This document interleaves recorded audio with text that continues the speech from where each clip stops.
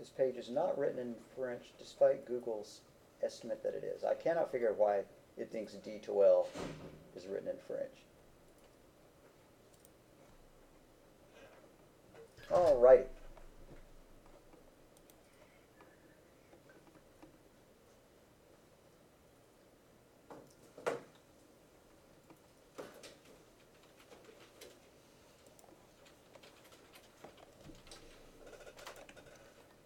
Which of the following statements are true? More than one is. If you declare an array of ints, you can also store strings in it. Does that sound possible or not possible? No. It's absolutely not possible in this language. In scripting languages like JavaScript and Python, yes, sure. In more strongly typed languages like Java, C, C++, C#, that is absolutely not true. Values of an array are stored in adjacent memory locations. Yes, and that's why they are useful. One of the reasons they're useful. They're stored in adjacent memory locations, so it's really fast for the program to access the elements one after the other. If you use a different data structure like a vector, there's absolutely no guarantee where they're stored. One could be stored in, here, and another one could be stored, 2K somewhere else. And so pulling the data, jumping around it, the process is doing a lot more work to iterate through it. The way that arrays are accessed, elements of an array are accessed, is like this. Say I declare an array of 3, whatever, like that, and it's got some numbers in it, like that. And then I tell it to see out a subscript. Oh, by the way, 2 found a typo in the array exam. I'm not sure I fixed it, so you'll find it here. 2 gets the credit for it. She gets the bounty. Alrighty, so if I do that, not subscript 20, that's very bad. Subscript 3. Okay, here's what it does internally. When I create this, it actually creates an array somewhere out in RAM, byte 1000, byte 1004, 1008. Why am I bumping these up by 4 each time? Because these are ints, and an int is 4 bytes. So behind the scenes, we have a little teeny tiny block of RAM, contiguous bytes. And so what A really is, it's equal to the address 1000. And what this syntax means is give me the data at address 1000 plus 3 times the data size, the size of an int. The compiler does all that magically for us, right? So when we say element 3 of address A, it goes, okay, well, A is equal to 1000, the address 1000, and then we want the third element, so it's going to be 3 times size of int. So 3 times size of int is 12. I'm going to jump to 1012, and there we go. It already knows how to do that, and it doesn't have to follow any chains, any nexts and previous's. I don't know if I talked about how vectors work, if I talked about linked lists or not. Did I talk about linked lists? I'm not seeing anybody nod, so I probably didn't talk about linked lists. I probably will. But we're going to have a new class called Data Structures, which is going to be prep for people who are moving to 4-year colleges after this. I'm not sure what semester that starts. I don't think it starts in the spring, either in the summer or the fall. Y'all might want it. Like I said, if you're going on to 4-year colleges and taking computer science from them, then data structures is a very useful thing to do, and they all make you take them, so it might be nice to have it under your belt. So anyways, that's how array indexing works underneath it all. That's a lot of lecturing just to get you the point that they're stored in adjacent memory locations. Oh, you're going to start doing that little trick again where every time I click on something you pop open a new window? Okay. Once you allocate an array, its size will grow and shrink. Does that sound right? No. Nah, not in this language. So that's definitely not true. What data structure did we cover that does grow and shrink? So an array is a variable that can store multiple values of the same type. That's kind of a textbook definition of an array. So yeah, it's true. If I hadn't read that definition from the textbook or from the PowerPoint, then if you asked me to define array, I probably would have conjured up something different than that. Because there sure are other variables that can store multiple values of the same type. Vectors, for example, but arrays are one of them. And arrays are declared using the square braces.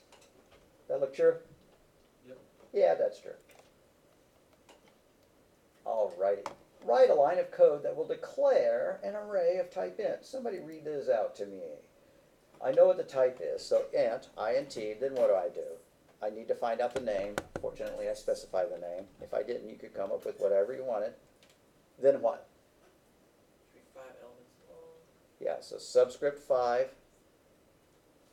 And it says don't use an initialization list, so I'm done.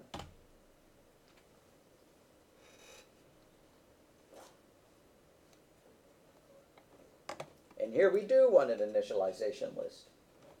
And so it's going to be called colors.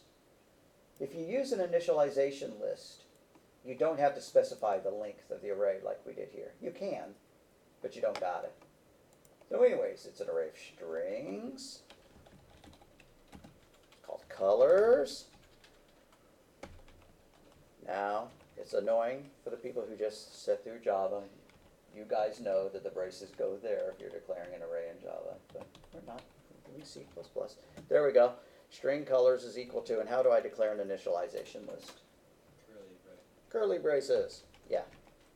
Braces, brackets. I never know which one I should be using.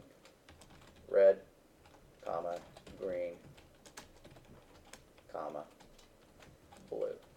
Now, did I go too far in making it easy for you? I gave you the syntax of the initialization list down to the point that you needed at curly braces.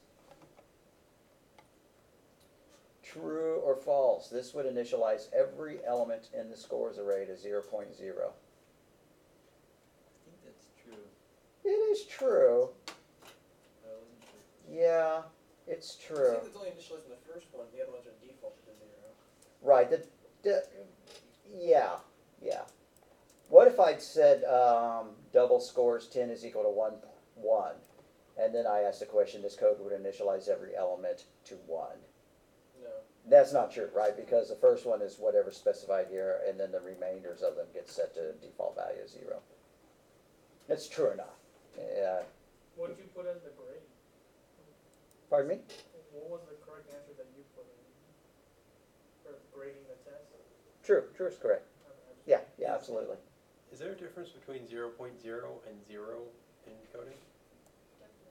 There could be. In the C++ language, there's no difference in as much as C++ will do implicit type conversion, and if it wanted an int, it would drop the 0.0. And if it needed an int, it would add the 0.0. So as far as the language is concerned, they're probably interchangeable. So But since these are doubles, then yeah. So shouldn't that be false though, because it's setting the first one for 0.0 and all the other ones is just 0. Right, but if it's a double, then every 0 is a 0.0. It's stored internally as a 0.0. It doesn't change its memory. The format of a 0.0 is a very specific set of bits. And since it's a double, then every element would be set to that set of bits. What's the difference between it just being 0.0 or 0.00? No difference. No difference. Right. Okay. So if you did double scores 0.00000, and then you checked to see if there was any difference in the bit pattern between that and the rest of them, there wouldn't be. And why is 0 different than 0.0? Well, if it's an int, it uses all the bits for the value. Like, let's pretend that bits are 8. That ints are 8 bits, that they're single bytes. So we have that many bytes to store an int in this play universe we're talking about. If it's a float, then some of the bits are used.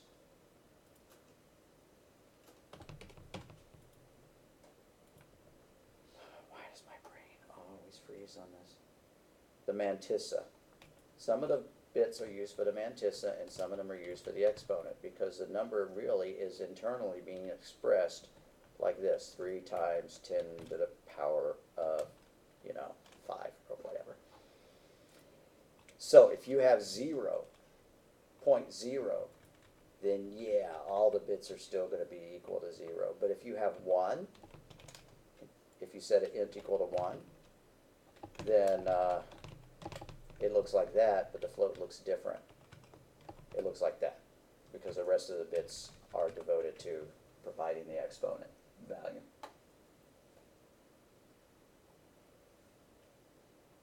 So I guess I lied when I said bitwise a 0 integer looks different than a 0.0.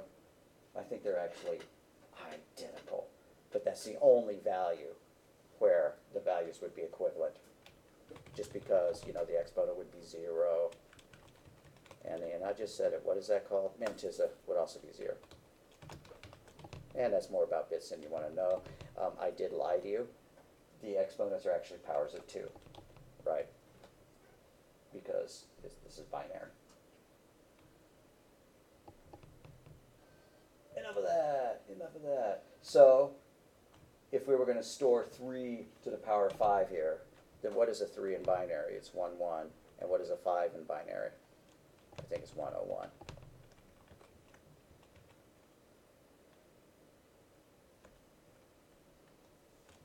Whatever. Do we care? Nah. Let's go back to our quiz. Which of the following statements would print the first element?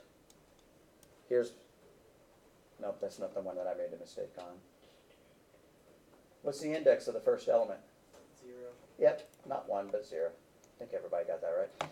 Which of the following statements would print the last element? Well, if the length is 10, then what's the index of the last element? 9. Yeah. We're all pros now, we know that. What's a good way of calculating the number of elements? You do size of array divided by the size of the element. Second. So that's not good. That one's far better. The mistake you made was it? No mistake in that one either. It's, We'll get to it. it's that one. Oh, he's like, can you go back up? I just want to make sure. Yeah, yours may be randomized differently than mine. Oh, there, I know I'm doing the wrong one. Okay. Okay.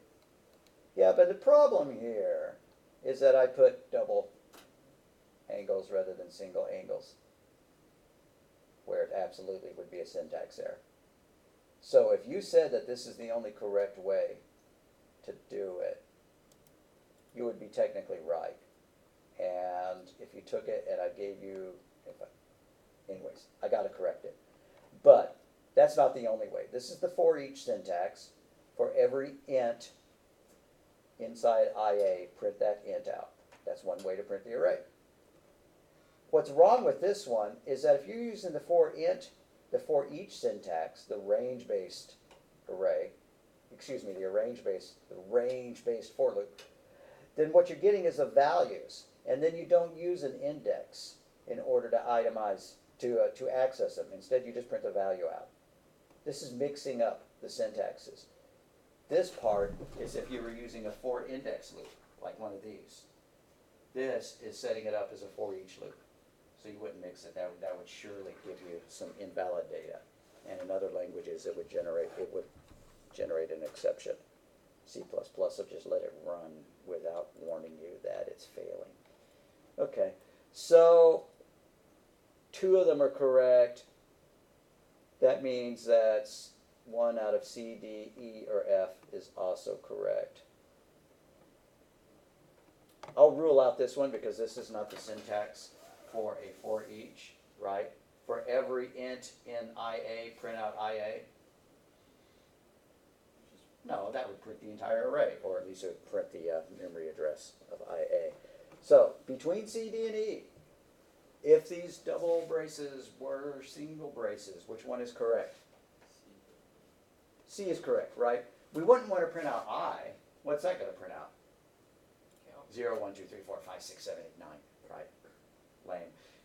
We wouldn't want to print this out because it's just going to print the memory address of the array 10 times in a row. the same value 10 times in a row, the same hexadecimal. So it's definitely C in my case. Again, yours are probably randomized differently.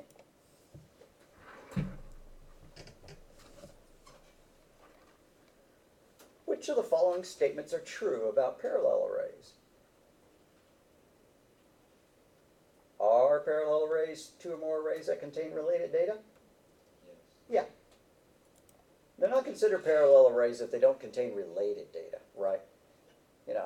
If you have a list of students and then you have a list of foods, if you're not tying the students to the foods, then they're not parallel arrays, even if they just magically happen to be of the same length. It's when you're relating two or more concepts to each other.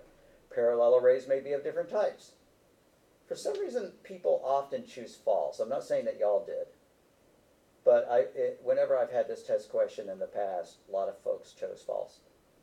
Yeah, they could be of different types. You got to have an array of ints and, for student IDs, an array of strings for names, and, an array of objects for something else. So that's true. Parallel arrays should be of different lengths. That's absolutely wrong, right? Because in order to be linked by their indexes, they have to be of the same length. Part of the definition of parallel arrays is that they are multiple arrays of the same length. So that's not true. To use parallel arrays, the elements of the same subscript are related. Right? Is that true? Yeah. Not just because we said that 3 of them are true. But yeah, the elements are related by their index value. Right? Name 3 goes with address 3. So that's true. If it is unknown how much data an array will be holding, you may wind up using a partially filled array. A partially filled array is one where not every element contains valid data. Which of the following statements is true about partially filled arrays? See, I ought to be mean and not tell you how many are true. Is it good practice to make the array large enough to hold the largest expected number of elements? Yeah, you wouldn't want to make it too small. And on the other hand, you could get, crazy and allocate something to be 1 million, elements long when you only needed 5. Oh man, that was lame. This is true. Okay, yes, you use a counter variable to keep track of the number of elements, right? Because if you allocate your array to be 20, names long, but you only have 10 people in the class, then you need some kind of counter to indicate that you only put in 10 valid values. And then when you process the array, you should always go from beginning to end, ignoring the counter variable. I found out, just looking at my own exam questions, that if you see the word always in my question, it usually means it's false. But don't rely on that. And no, it's not true, right? Because if you have an array of 20 strings, but only the first 10 are valid, you wouldn't want to try to print out all 20. You wouldn't go from 0 to 19. Which of these are true? More than one is true. A 2-dimensional array, let's look at this one, declared as 4 by 3 will have 7 in it. No, and that's another one that a surprisingly large number of students in the past have chosen true. I guess they see the 4 and the 3, and they go, 7. But when you see the term by, usually that means multiplication. So, no, that's not true. A 2-dimensional 4 by 3 array will have 12 elements, right? Yeah, it's just multiplication. I don't know what's going on in people's heads when they add them together. And if you did, that's fine. It's just, now you know. To compare two arrays, you must compare the arrays element by element. Yeah, that's true. You're not just going to do if. This would be wrong. This would be horribly wrong. Right, we have this array of ints here. And then we do int b, is equal to, and some other numbers. Even the same numbers. Like that. And then if you did if a is equal to b, then do something. They look like they ought to be equal. But they're not. A is not b. Because they're actually pointers, right? They're memory addresses. And A and B are not pointing to the same memory address. The only time this statement would ever actually wind up being true is if instead of writing it like that, you had B is equal to A, right? Then and only then does A equal to B. If you want to check to see if the arrays are equal, you got to check every element of it. And I'm sure that there's a helper function in the arrays class, a helper method that you can use to compare two arrays to see if they're equal. But we would use a for loop to check them out. And it would look something like this. For int I is equal to 0, I is less than the length of the array, however you would determine that, I plus plus. And then you would do if A subscript I is not equal to B subscript I, then it's false, right? Then same equals false. Now this is not valid C, right? So you would set false equal to true. It's innocent until proven guilty. You would step through it element by element. And if you ever found one that was false, then you would set your flag equal to false. And then down here you could do, if, Okay, that's a really bad word. That should be same equals true. Okay, and then down here you could do if same is equal to true. Then do something good. You know that they're true. And if you're going to say if same is equal to true, then this is the exact same syntax as doing that, because it's a Boolean variable. All right, so that's how you do a comparison of arrays. And like I said, I'm absolutely sure that there are helper functions designed to compare them. I don't know why they're not coming to my head.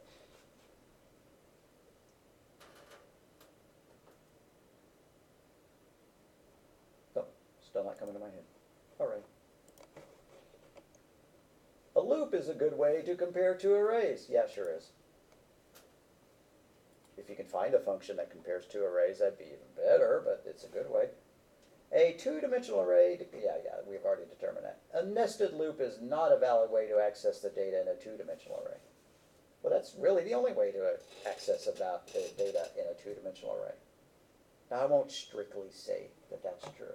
I'm going to show you some garbled syntax that you could potentially use in the C and the C++ language that you would not be able to use in any other language that you encounter, which is if you do this: int array 3, 4,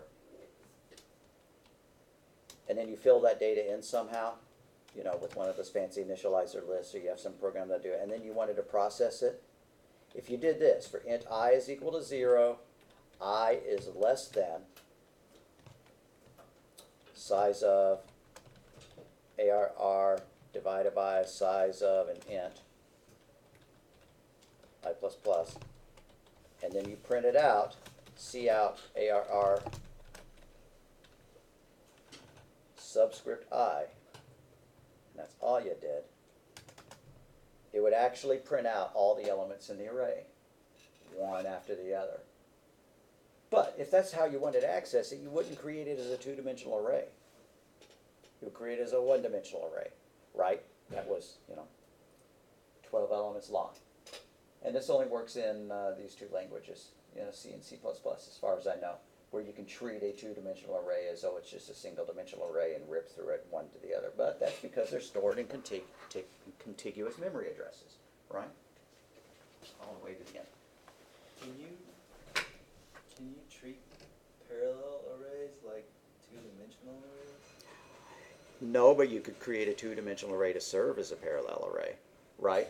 Where one column was your name, first name, and the next column was your last name and stuff like that. That'd work. Yeah, so like string names is equal to, and then you had, Joe, comma, Bob, and separated by commas. And then you had somebody else, Ronald, comma, Reagan. And then you had yet somebody else. And normally when I'm trying to make it crystal clear, I do it like that. And then one last person, Mickey, comma, Mouse. And then if you wanted to process it and print out first name, comma, last name, then you could do that, right? For int I is equal to 0, I is less than 3. I'm not going to do the size of thing. I plus plus, and you could say, cout name subscript I, which is the first name, plus names name subscript I comma 0 and name subscript I comma 1. Does that make sense? You're just using one column as all the first names and Yeah. one column being all the last names. I guess I was doing the homework the other night and I was afraid that I wasn't doing it right because I wasn't using nested loops, but Yeah. I guess we were using parallel arrays in that.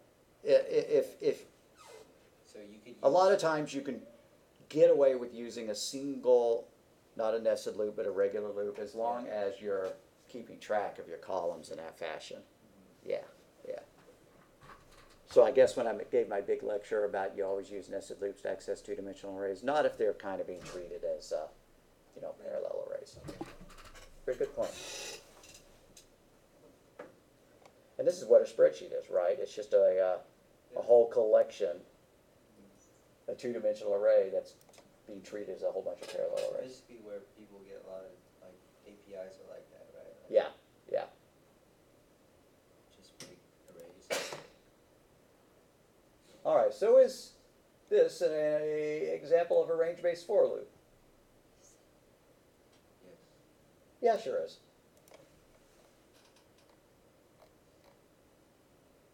I guess we're done. Feel free.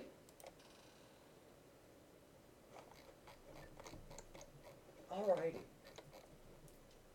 I need to check something. So I'm going to run downstairs and check. Then I'm going to come back and we'll do a review for the exam. And I may have an instructor evaluation I need to ask y'all to fill out. Where you give me a raise or you get me fired based on your preferences. So, I'm going to go check. And so what we will do, if we have that, is we'll do the review for the exam, which we pretty much have done in the past 2 days, just by reviewing the quizzes. And then I'll give you all the instructor exam, the review sheet, and I have to step out of the room because I'm not allowed to walk around here and influence y'all. Hey, you should have given me all A's. And so we'll probably do that real early. Be right back.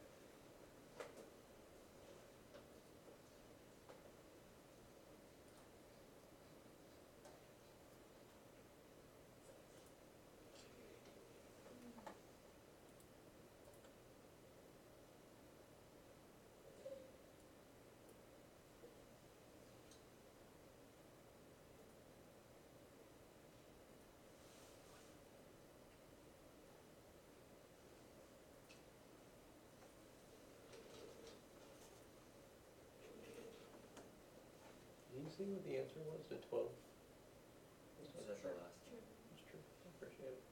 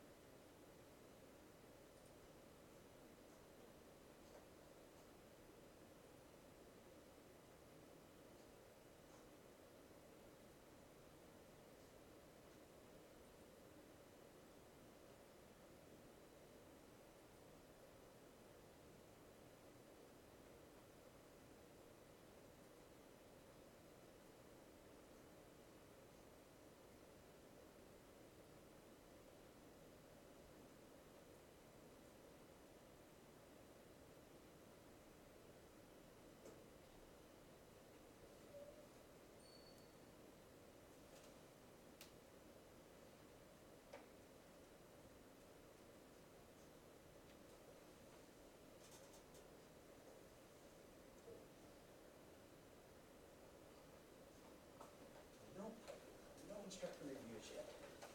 I thought they were being given up today.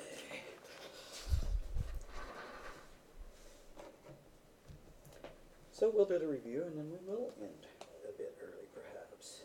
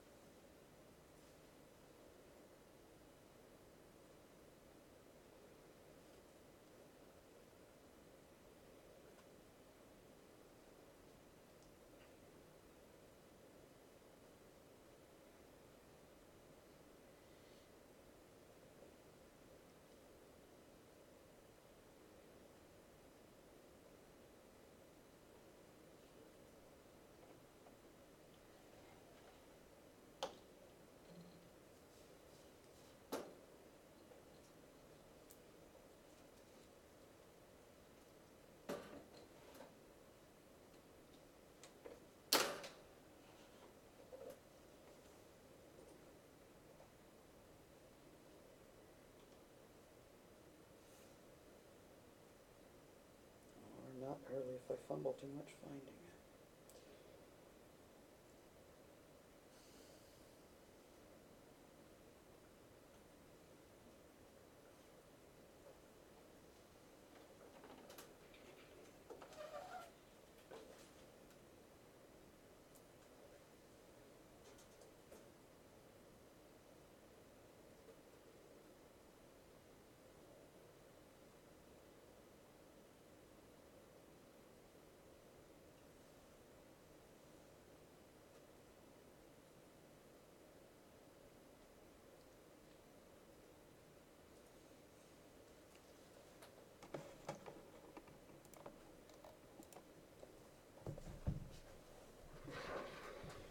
All right, now I'm going to write down things here that I'm definitely not going to save.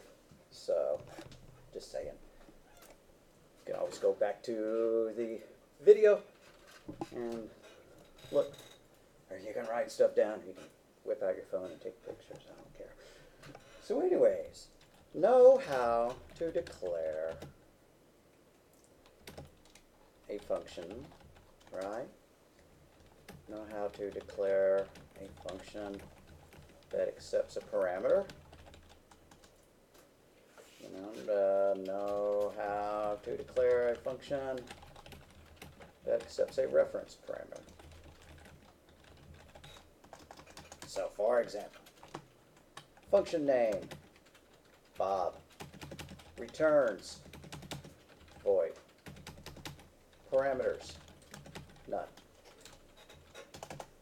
What would my definition for that be? NF should actually be FN, function name. Okay, so what goes first? Void. Yeah, and then the function name. And since it has no parameters, what do we do? Empty parentheses. Yep. And if I don't tell you to implement a body, or if I just tell you to do a prototype, you do that. But if I said, and the body prints your name, whatever, then you would, you'd add some code that did that, whatever. But if I ask for a prototype, you don't got to do that. So let's say a function prototype, that's what that could be. And we already had several quizzes that do that. Okay. So, same thing, except it's going to return a string, and it has a parameter called last name, which is also a string. What should that one look like? Bless you. What's the first thing in the function declaration? String. The return type, so it's string. And then the next is the name.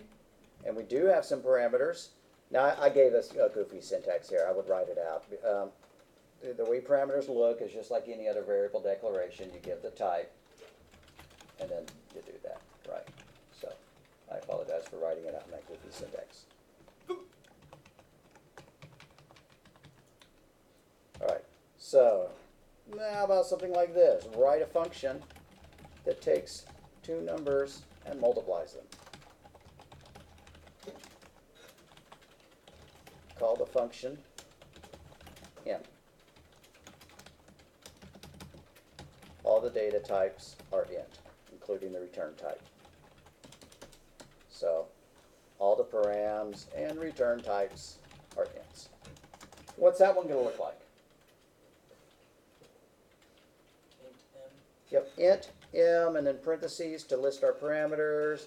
I didn't tell you the names of the parameters, so in that case you get to be free, right? So int, whatever, x, y, int1, int2, it doesn't matter. Now I didn't say just a prototype in this case, so I would want you to write the whole thing. I don't strictly say it should return the value, but you could kind of assume that that's really what I wanted, but I should say multiplies and returns, right? I should word it better. And returns the result. All right, so what's a one-line solution for what the body should be? Return x times y.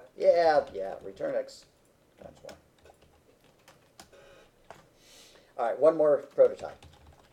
Real quick, you have to put the int y? Yes, sadly. I think it'd be kind of neat if you could do that, because you can do that anywhere else you're declaring variables, but not for parameter lists. All right. Function name, change. Return type, void. Parameter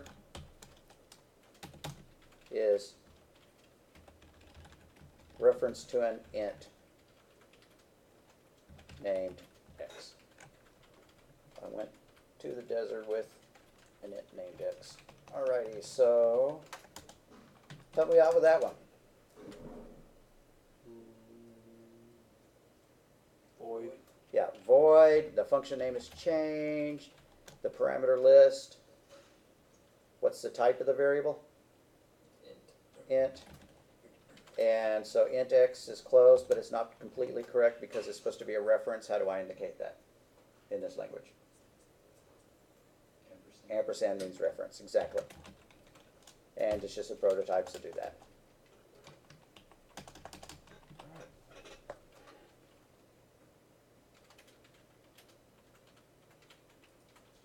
And there should be a space between ampersand and x. Yeah, that's one of those optional things. Okay. That would work just as well. You know, you could do stupid things like that. It would still compile. Good question, though. No, normally you would not. I don't know why I put the space there.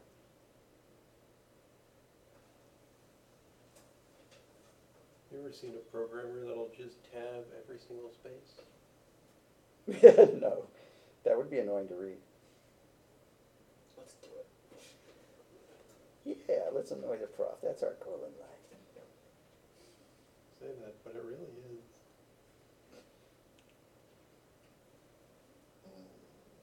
All right, what if you wanted to declare an array of floats, 10 floats, initialize every element to 1.23. Okay, we're not going to say 10 because then you might be declared to use an initializer list, 10,000. All right, help me out with this. How would I declare an array of 10,000 floats? Well, first initialize your array. So we got to have what? The data type, followed by what? I didn't give you a name, so you can call it anything you want. Well, I'll specify a name. Named values. All right, so float, value, then what? Need your square brackets. Need my subscripts, and I need to specify the length of the array. I'm not going to bother using an initialization because the very next thing I'm going to do is to rip through it to initialize every element to 1.23. Now there's nothing syntactically wrong with doing that, to set all the values to 0, but it takes time, right? It has to iterate through all 10,000 elements of it in its own internal loop. And then it's going to go and execute our code, which is going to iterate through all 10,000 elements. And so you don't need to do that. No harm. You do? All right, so now I'm going to make a for loop that'll set them all to 1.23. For int I is equal to 0. I is less than what? I could get fancy and do size of array divided by size of float on an exam, unless I ask you to be that awesome. Nothing wrong with just using that value there. If you want brownie points, get all fancy and say, right, const int size equals 10,000, whatever, if you want. Time is usually of the essence, so you don't have to get fancy. And then what? Inside my loop, what do I want to do? Set value subscript I to 1.23. Exactly. Value subscript I is equal to 1.23. That would do it.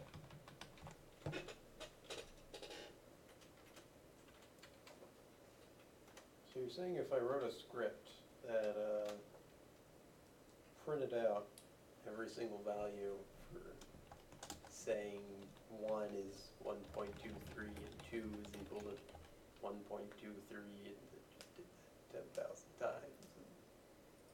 Yeah. And that's acceptable? No, that's the only way to do it in a lot of languages. Now, Really? you keep hearing me talk about Python. In Python, if you wanted to declare an array of 10,000 values that are all equal to, you could do this, 10,000 times 1.23, and boom, it does it like that. But that's because Python is its own very weird but cool language. All right. So, what is the index? What is the index of the? What is the first index in that array? Or what if I just tell you, print the first value and the last value? So C out, what's the first value? Value subscript 0, and then what's the last one? Can we do the -1 in this? Not in this language. Okay. That's Python. Value, what? The 9,990. Right, exactly. Like that. Don't you wish all languages had the same features? Yeah, but then they'd all be the same language. Okay.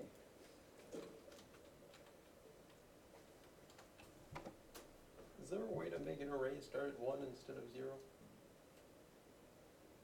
Index-wise? No, but if I wanted an array that I could access elements 1 through 8, I would just create it to be size 9 and then ignore that first one. That makes sense? It's always going to use zero-based indexing, but if you feel like ignoring the first element for some reason, why would you want to do that? Well, what if I was writing a program that would track die rolls, right? A 6-sided die. Then I might want to be able to do, D1, D2, all the way up to D6. So I would actually create it to be 7, and I would ignore element 0 just for, I wouldn't always have to be subtracting 1 and adding 1 to get the index. That makes sense? Yeah, yes.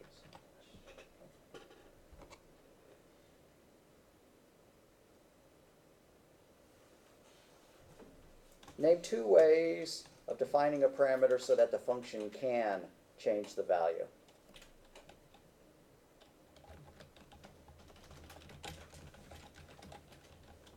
Well, I'll give you a hint. Static 1. Reference. Reference is one way to do it. What's another way a parameter can be defined so that its value can be changed by the function?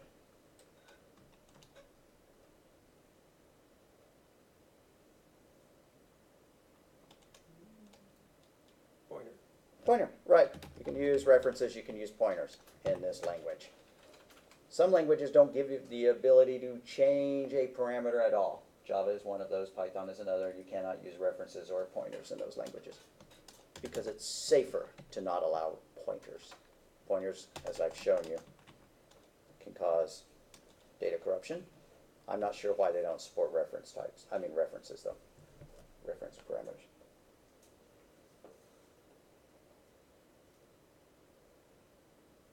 That question needs to go bye-bye.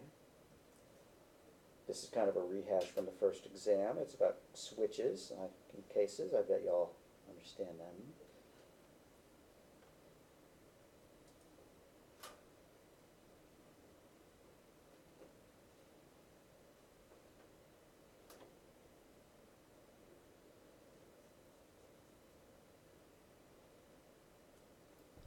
That values array up here. Print them all with a loop. Show me a loop that could do that. I don't care if it's index-based or range-based. So for parentheses, that's a good start. What next? Int Yep. Are we doing an index-based loop and that's why you chose I? Yeah, the variable name doesn't matter, but are we going to do int I equals 0, semicolon, or are we going to do, yep, you say colon, so we're doing a range-based for loop. What comes next? the array name. The array name, and then you would print out what? Yep, like that. That's how you do it with a range-based. And just for completeness, although I'm not going to ask you to specifically do one or the other one, for int I is equal to 0, I is less than the size of the array. Yeah, so size of values divided by size of an int That's annoying. And then C out what? I can't just C out I because that's just gonna print out 1 to 10,000, or 0 to 9999. Value subscript. Yep, value subscript I. I think I was calling them value up earlier. Which one of those is faster? I don't know. I bet they're just about the same. I bet the code gets optimized so that they're just about the same. That would be my guess. My guess is that this would be a little bit slower because it's got to copy the value of the array into a temporary variable. So it's probably got to do two things, a copy and then a print, a copy. So it's really doing three things. It's referencing that element in the array, it's doing a copy, and then it's got to update an internal counter. And that's all that happens before it has to print. And here, we're doing the same things, but we're not having to do the copy into a temporary variable. So that would be faster, marginally.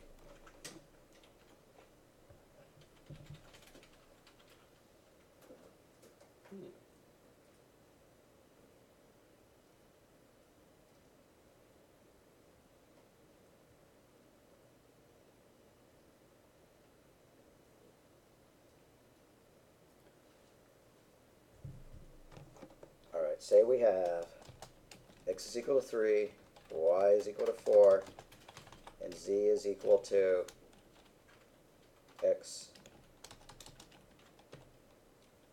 equal 3, and then print z, and that's of type bool.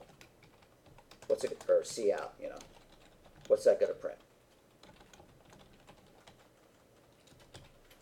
Gonna print true. Going to print true, yeah.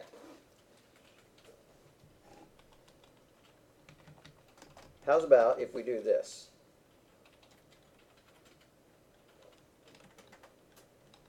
Int a is equal to x less than y, question mark, x times 2, colon, y times 2. Remember those bad boys, those conditional operators? Do you remember how to read them?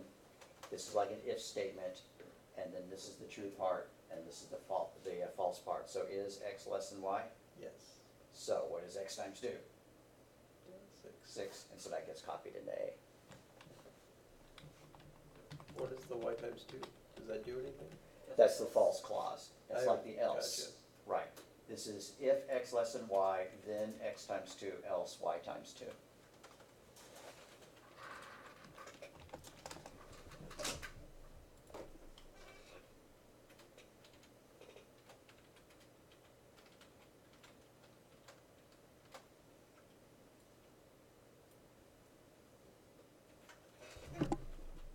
And surely you know what not equal means, right? If I say bool z is equal to x not equal to 3, then what is z equal to?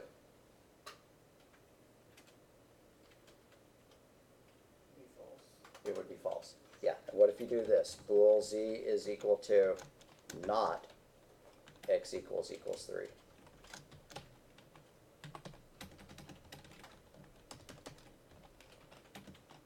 How about that one? Well, is x equal to 3? Yes. Yep, so, and that reverses the truthiness of it, so it was true, it's now false. Bool z is equal to not x less than y. Is that true or false? Well, is x less than y? Yes. And then what does that do to it? Reverses it. So this was true and now it's false. Somehow I keep coming up with all falses. That's all right.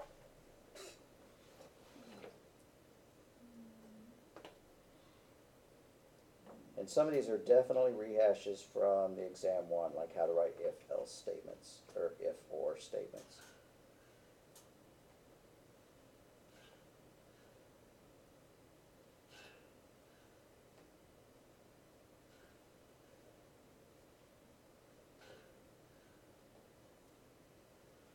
I'm skipping the ones that are exact copies of the quiz questions. that we've talked about Tuesday and today?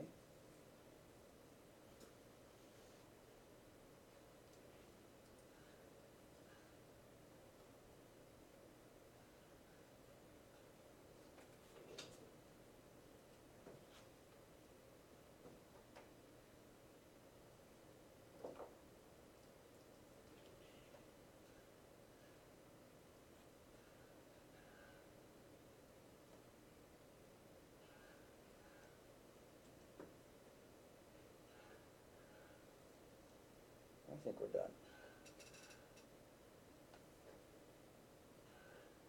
Yep, definitely done. Well, I promised to get out early, but not very early. Obviously, doing the review and the instructor eval wouldn't have worked anyways.